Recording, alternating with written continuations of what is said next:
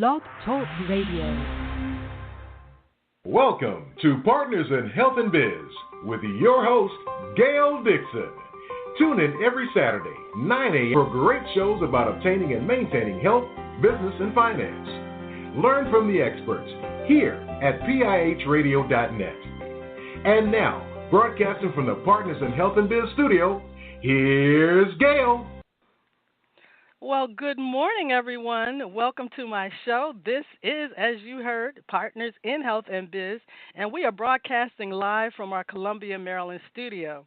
We have a fantastic show planned for you. For those who have been following us for years, thank you, thank you, thank you. And for the new listeners, welcome. Continue to listen. Today's show, what you should know about your thyroid. My special guest is Dr. Victor Bernet, MD.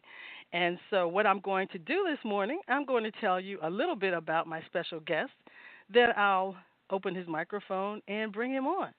So let me tell you about Dr. Victor Bernet. He is a medical doctor. He is the chair of the Division of Endocrinology at the Mayo Clinic in Jacksonville, Florida, and is an associate professor in the Mayo Clinic College of Medicine. Dr. Bernet served 21 years in the U.S. Army Medical Corps, retiring at the rank of colonel. He was the endocrinology consultant to the Army Surgeon General and director of the Combined Army-Navy Endocrinology Fellowship. Dr. Burnet's academic interests are focused in the field of thyroidology, and he has been the co-author of more than 40 peer-reviewed articles and 15 book chapters. Dr. Bernet assumed the position of Secretary, Chief Operating Officer of the American Thyroid Association in October 2015. He is also a member of the International Thyroid Oncology Group. So without further ado, I would like to open Dr. Victor Burnet's microphone this morning and welcome him to Partners in Health and Biz. Good morning, Dr. Bernet. How are you? Good morning, Gail. I'm doing great. Thank you for having me on your Partners in Health and Biz broadcast. Oh, thank you for being available and willing to join us. We know you have so much information about thyroid, and being that this is your field, and this month is Thyroid Awareness Month, so we thought it quite appropriate to see if we could have you on, and so this works out wonderful. So Dr. Bernet, let's just jump into this, and before we do, I'd like to give out the call-in number here so any of our listeners could call in if they can call in if they have questions. The number to call in is 347-945-7433, 347-945-7433 if you have a question or a comment. So the first question we have for Dr. Bernet is many of us have heard about the thyroid, and we don't really understand what it does, what it is. I've heard some people say, well, if you gain too much weight, maybe you have a thyroid condition. But Dr. Bernet, what is the thyroid gland and what function does it have in the body? Well, sure, Gail. It's a very important gland. It sits in the base of the front part of your neck, in front of your windpipe, and it has a butterfly-type shape. And it has what we call a right and a left lobe, so it sits on both sides of your neck, and then there's a little connector we call something an isthmus, and it connects the two lobes. And it makes thyroid hormone, and there's several types of thyroid hormone. There's a prothyroid hormone that is kind of around to be converted into a more active thyroid hormone, which we call the less active or prohormone T4, and then T3, the more active hormone. And then it goes throughout the body, and it does impact one's metabolism. And you mentioned about weight gain. I mean, there are many reasons for weight gain, but if someone has a underactive thyroid, they might have weight gain. And actually, if you have an overactive thyroid, you might lose weight unintentionally. and it impacts your breathing, your mental function, your muscular function. It basically, all the cells in the body use thyroid hormone to optimize their function and stuff. So it's a very important hormone, and when it's out of whack, either too much or too little, it's not good for the system as a whole. And I tell patients sometimes it's a little bit like the oil in your car. You don't want too much and you don't want too little, or the engine isn't going to run right. Okay. So I understand, but there are many problems that I assume can develop from a person that has a thyroid problem. And then I want to distinguish between a thyroid problem, a thyroid condition, and later on thyroid cancer, because I assume there is, a difference. A person could possibly have a thyroid condition and not have thyroid cancer. Yes. So what are the problems that can develop? I'm sorry, go ahead. Sure. We'd like to divide the thyroid issues, medical conditions, into functional issues or structural issues. And so functional issues would be, again, is the thyroid producing enough hormone? The thyroid actually receives a message from the pituitary, something called thyroid stimulating hormone. We call it TSH for short, and we can measure that in blood testing, and tells the thyroid to make hormone or makes less TSH if it thinks the thyroid's made plenty and it doesn't want to make too much, and that's very tightly regulated.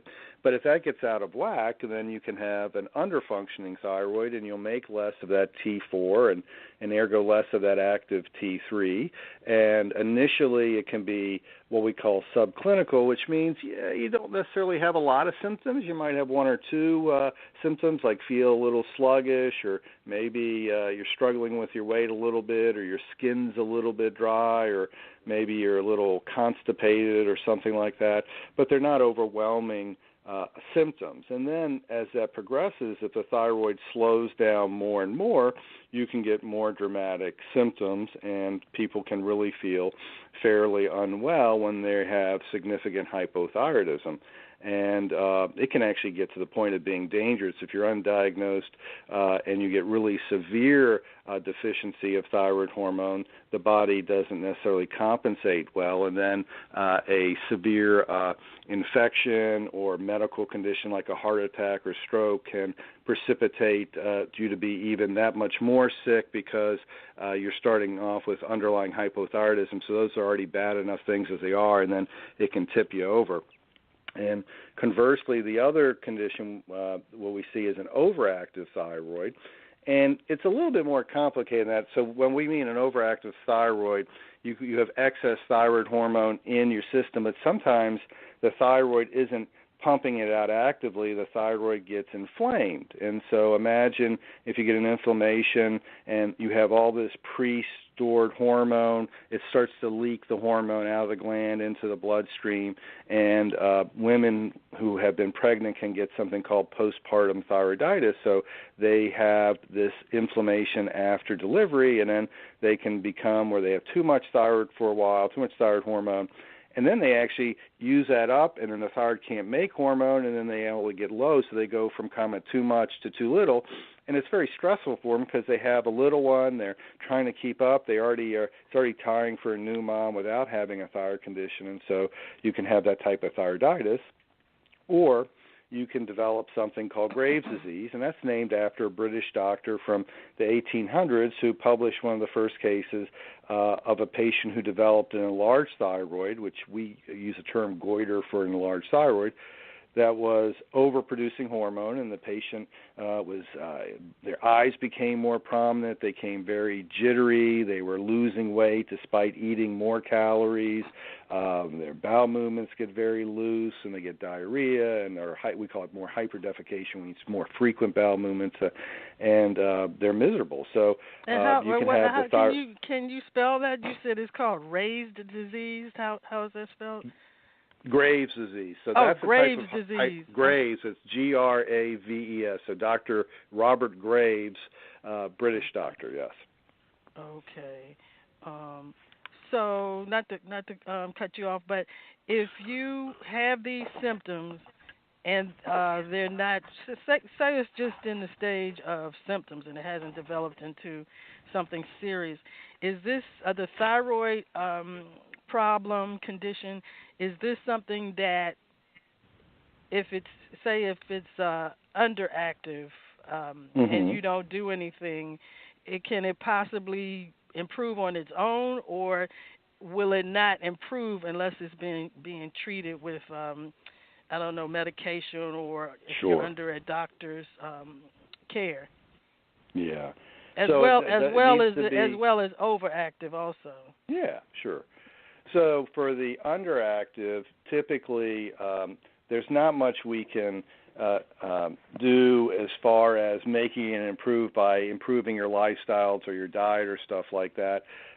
If it's become underactive, many times it's because you have an autoimmune condition, meaning your own immune system is starting to attack normal tissue. And there's another funny name for the most common form of underactive thyroid, which is Hashimoto's thyroiditis. And Dr. Hashimoto was a Japanese doctor in the early 1900s, late 1800s, who described this, where your immune system attacks your thyroid and it becomes underactive. And so usually you have to take medication, and we have a medication that a doctor can prescribe and regulate that contains thyroid hormone in it, and it needs to be adjusted to an appropriate dose for each individual, and most people will feel better. Going back to the ladies who get the postpartum thyroiditis, sometimes that will get better on its own, and all you have to do is watch them. But sometimes their phase of being underactive is so severe, we treat them with thyroid hormone for maybe 6 months up to a year, and then we see if we can wean them off the medication because we'd rather have their own gland take over. But sometimes that inflammation takes a while to repair itself. Oh, now okay. Going to the okay. Now the overactive thyroid. Well, there are different ways we can handle the hyperthyroid or overactive thyroid. There are three main options. One is there are some pills that will actually slow the function of the thyroid. We call them anti-thyroid medications, and there's two main ones. And we prescribe those. You take them once or twice, no more than 3 times a day, depending on how overactive your thyroid is. And over a couple months, we can get the levels under control, and then you can take that.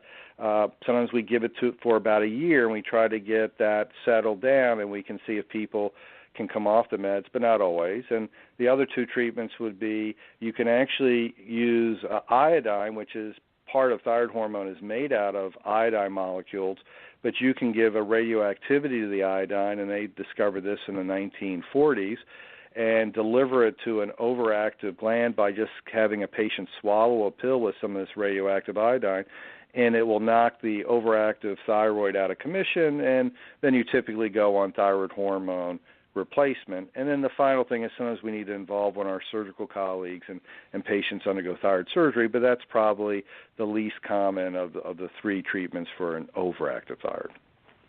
Okay, so there is hope that whether you have an underactive or an overactive thyroid gland, that you can possibly, with some type of medication, be weaned off of the medication, because I know a lot of my listeners are naturopaths or believe in trying to heal themselves naturally, through whatever possibly they can do in order to, not have to stay on medication for a lifetime.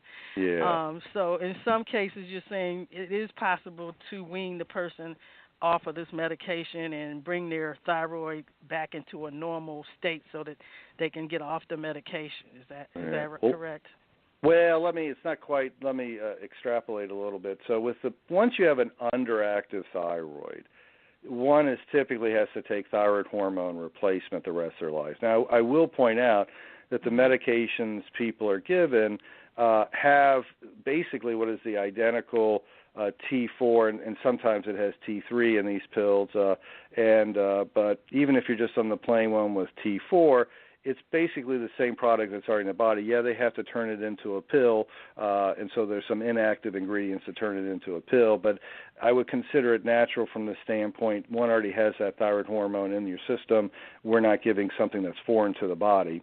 But that usually is permanent. I mean, sometimes the ones with the thyroiditis will recuperate and don't need to be on it. But people with like the Hashimoto's thyroiditis, they get to the point of an underactive thyroid. That damage is irreversible and persists. And with the hyperthyroidism, is a chance